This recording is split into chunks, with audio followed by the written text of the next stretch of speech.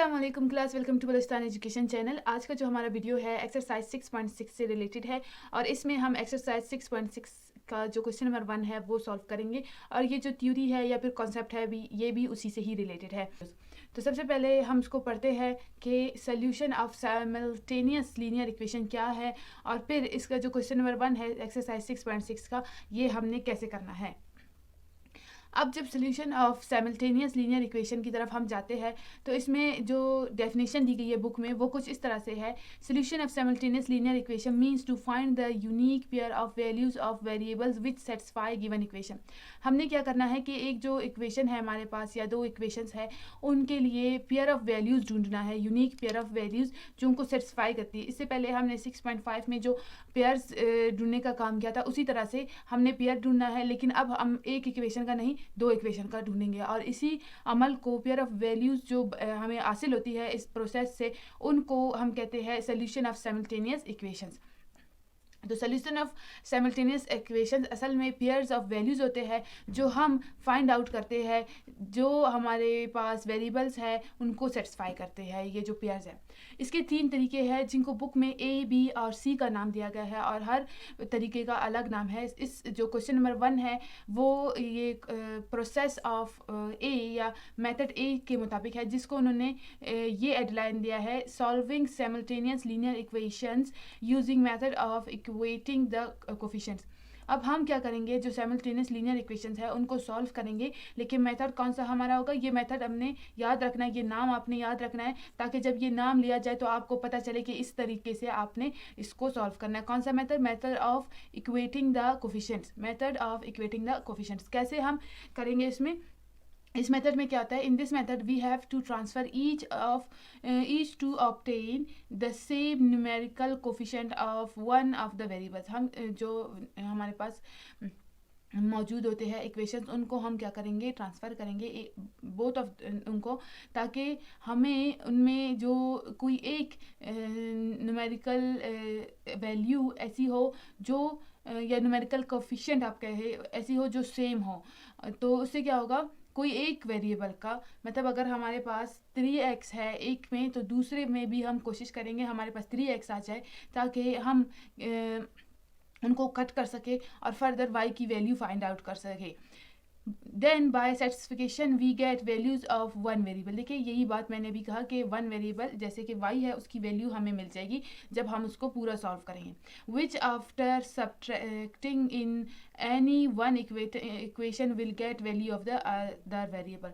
हम क्या करेंगे, जब हमें किसी एक का वैल्यू मिलेगा तो हम उसको जब सब्ट्रैक्ट करेंगे दूसरे से तो हमें वैल्यू ऑफ अदर वेरिएबल मिलेगा। यानी अगर हमें y मिल जाती है तो उसको हम पुट करेंगे और हमें x की वैल्यू मिलेगी और x अगर मिलता है तो उसको हम इक्वेशन में पुट करके y की वैल्यू फाइंड आउट कर सकते हैं। और ये हम करेंगे कैसे कि एक इक्वेशन को दूसरे इक्वेशन से सब्ट्रैक्ट करेंगे और उनमें जब सिमिलर वैल्यूज़ होंगे, सिमिलर कोफिशिएंट ऑफ वेरिएबल होगी तो वो एक दूसरे को कट करेंगे।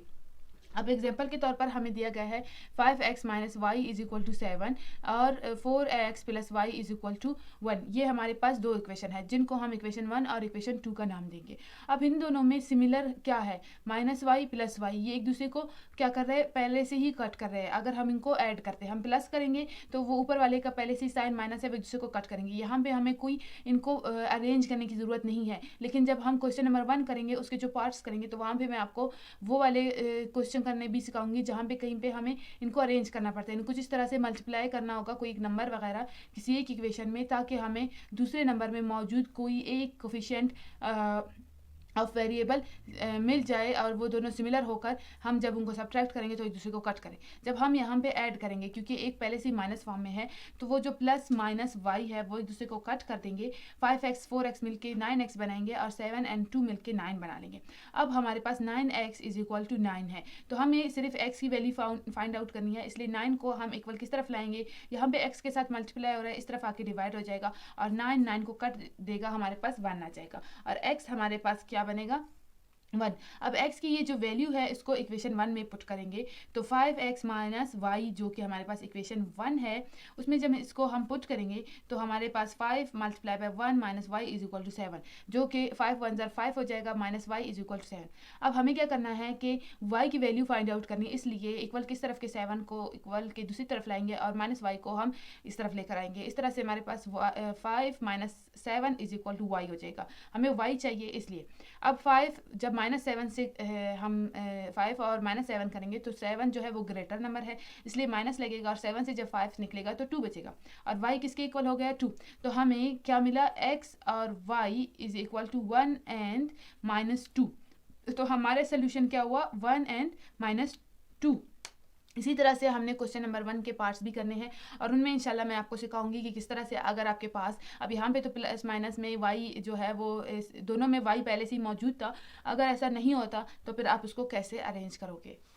क्वेश्चन नंबर 1 में पार्ट 1 हमारे पास कुछ इस तरह से है और अब इसको हम कौन से मेथड से सॉल्व करेंगे, इसी मेथड से, method of equating the coefficients, क्योंकि इसी मेथड से अभी हमने कॉन्सेप्ट पढ़ा है और क्वेश्चन नंबर 1 पूरा इसी मेथड पे बेस करता है, यानी क्वेश्चन नंबर 1 के जितने भी पार्ट्स है वो इसी मेथड से रिलेटेड है।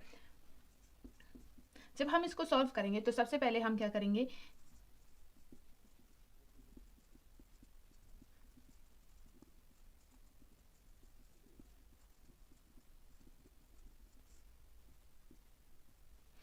हमने कहा कि हम इसको सब्ट्रैक्ट करेंगे, इसलिए सब्ट्रैक्ट करेंगे क्योंकि प्लस वाई 3y और यहाँ पे प्लस 3y दोनों में मौजूद है, तो यहाँ पे हम सब्ट्रैक्ट करेंगे तो जो नीचे वाला है इसका साइन चेंज होके माइनस बनेगा। तो इस तरह से हम ये दोनों एक दूसरे को कट कर देंगे और हमें x की वैल्यू ऐसी लेगी। अब +3 और -3 एक दूसरे को कट करके और 2 -5 तो -3 बचेगा, क्योंकि 5 से 2 जब माइनस होंगे तो 3, लेकिन 5 ग्रेटर नंबर है और उसके पास माइनस है तो इसलिए -3।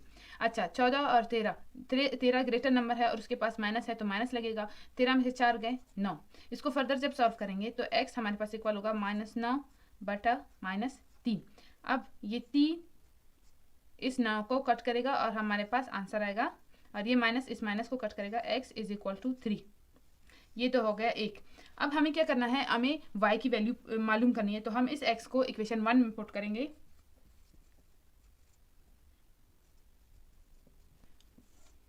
फर्दर जब इसको सॉल्व करेंगे तो हमारे पास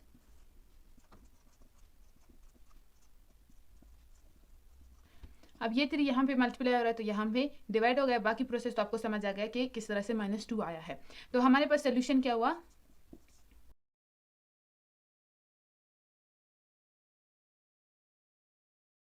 क्वेश्चन नंबर 1 का जो पार्ट 2 है वो बिल्कुल इसी तरह से है जैसे पार्ट 1 है, इसमें भी 3y है और दोनों इक्वेशंस में पॉजिटिव में 3y है। तो हमने क्या किया, उसी तरह से इक्वेशन 1 और इक्वेशन 2 बनाए और फिर इनको सब्ट्रैक्ट किया ताकि ये एक दूसरे को कट कर दे और हमारे पास कुछ इस तरह से मटेरियल आ जाए ताकि जिससे हम x की वैल्यू निकाल सकें। अब हमारे पास 3x - 6 है तो हम करेंगे x की वैल्यू फाइंड आउट, तो -6 अपॉन -3, क्योंकि ये -3x है, माइनस ने माइनस को कट कर दिया, 3 1 ज़र 3, 3 2 ज़र 6, तो x हमारे पास किसके इक्वल है 2 के। अब हमने x को जो वैल्यू है 2 वो पुट कर दिया हमने इक्वेशन 1 में और इस तरह से ये हो गया। अब इसको मल्टीप्लाई करके फर्दर सॉल्व करते हैं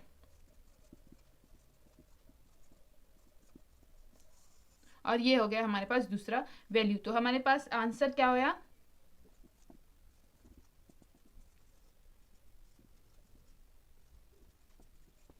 जो पार्ट 3 है क्वेश्चन नंबर 1 का, जिसमें हमें कहा गया है कि आपने क्या करना है, आपने method of equating the coefficients use करके इन क्वेश्चंस को सॉल्व करना है। तो method of equating the coefficients के ज़रिए हमने सॉल्व किए पिछले 2 पार्ट्स। अब पार्ट 3 में थोड़ा सा कन्फ्यूजन है स्टूडेंट्स के लिए कि यहाँ पे 7x के नीचे 3y है और 2y के नीचे 7x है, तो इसका हम क्या करें।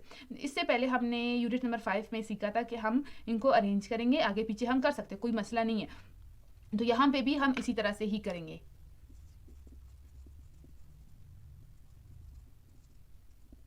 अब देखिए ये -7x है, हम इसको आगे लाते हैं और ये 3y ये प्लस में, जब कोई साइन नहीं है तो मतलब प्लस में इसको पीछे ले जाते हैं, तो वो अपने साइन के साथ आगे आएगा और ये अपने साइन के साथ पीछे जाएगा, इससे कोई फर्क नहीं पड़ता। अब प्लस माइनस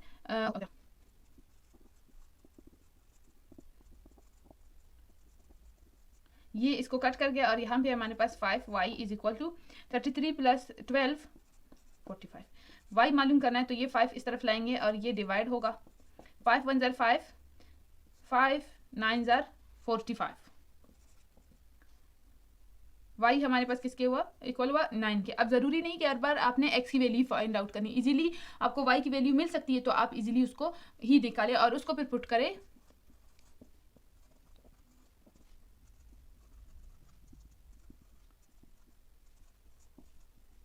अब 33 से जब 18 जाएंगे तो हमारे पास 15 बचेगा।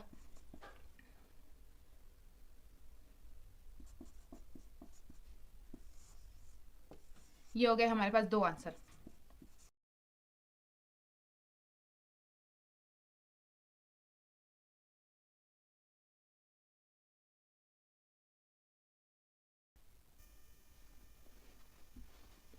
ये जो क्वेश्चन नंबर 4 है, या मतलब क्वेश्चन नंबर 1 का पार्ट 4 है, जो भी आप समझे, इसमें क्या है कि ये इस तरह के क्वेश्चन एक तो आपके लिए एग्जाम में भी अगर आते हैं तो इसी तरह के ही आते हैं, जो थोड़े मुश्किल हो। इजी में ये नहीं आते, खासकर लेंथी में आ जाते हैं। शॉर्ट में फिर वो जो इससे पहले हमने किए वो आएंगे, ये नहीं आएंगे, क्योंकि शॉर्ट में तो शॉर्ट ही क्वेश्चन दिया जाएगा ना, ताकि जो जल्दी से हो। अब क्या है कि इस क्वेश्चन में 3x प्लस 2y है और 4x माइनस 3y, कुछ भी ऐसा नहीं है जो सिमिलर हो और हम उसको एडिशन या सब्ट्रैक्शन के जरिए कट कर सकें। तो हमें इसको अरेंज करना होगा, यही चीज़ अब यहाँ पे हम सीखेंगे। सबसे पहले हम इसको सॉल्व करने के लिए इनको लिखते हैं।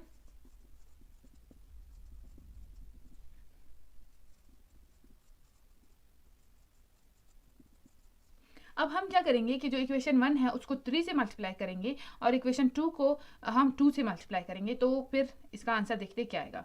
अब जब 3 को जो पूरा इक्वेशन है, हर इसमें जो टर्म है उसको हमने 3 से मल्टीप्लाई करना है, तो पहले 3 को जब हम मल्टीप्लाई करेंगे 3 से,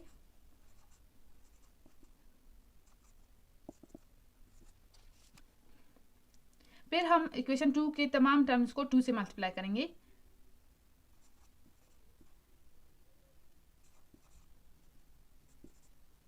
अब देखिए हमारे पास ये प्लस और माइनस 6y आ गया। इस तरह से हम इनको कट कर सकते हैं।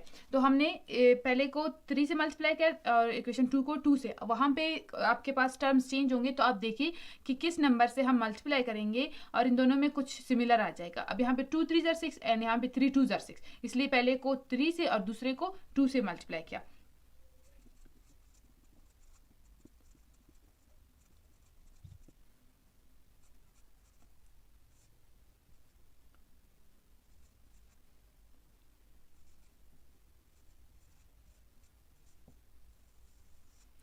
अब जब हमने ऐड किया, ये कट गए, ये हमारे पास 17x, यहाँ पे 38 बच गए। 17 यहाँ पे x के साथ मल्टीप्लाई हो रहा था, तो इसको हम दूसरी तरफ ले जाएंगे तो ये 38 के नीचे डिवाइड हो जाएगा। x तो हमें मिल गया। अब हमें y की वैल्यू मालूम करनी है, तो उसके लिए हम x को पुट करेंगे इक्वेशन 1 में।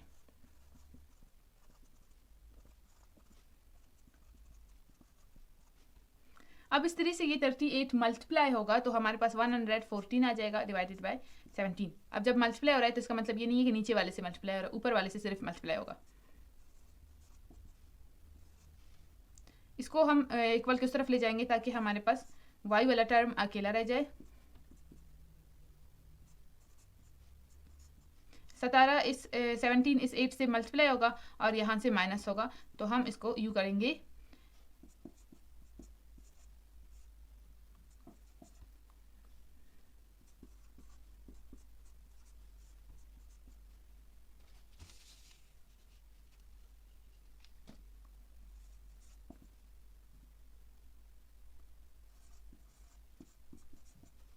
अब हमें सिर्फ y की वैल्यू चाहिए, तो हम क्या करेंगे, ये जो 2 है इसको दूसरी तरफ ले जाएंगे। यहाँ पे मल्टीप्लाई हो रहा है, दूसरी तरफ जाके डिवाइड होगा। चाहे तो आप इसको 17 के साथ मल्टीप्लाई करें और फिर इन एक दूसरे के साथ देखकर कट करें, चाहे तो आप इस तरह के। ये क्वेश्चन करते वक्त मेरे मोबाइल में स्पेस कम होने की वजह से अचानक से ये बीच में ही वीडियो रुक गई थी, तो मैंने क्वेश्चन सॉल्व किया। तो अभी मैंने कहा आप लोगों को दिखा दूं कि फर्दर आंसर बस यही है कि y हमारे पास 11/17 है और x हमारे पास 38/17 है। वो कहते हैं ना कि जब भी मुसीबत आती है तो अकेले नहीं आती। अब देखिए मुझे बुखार भी हो गई है और मेरा मोबाइल का स्पेस भी फिल हो गया, पता नहीं अब और क्या मुसीबत बाकी है देखने को। तो अभी के लिए इस वीडियो में इतना ही, अगले वीडियो में इंशाल्लाह क्वेश्चन नंबर 2 करेंगे। टेक केयर, अल्लाह हाफिज़।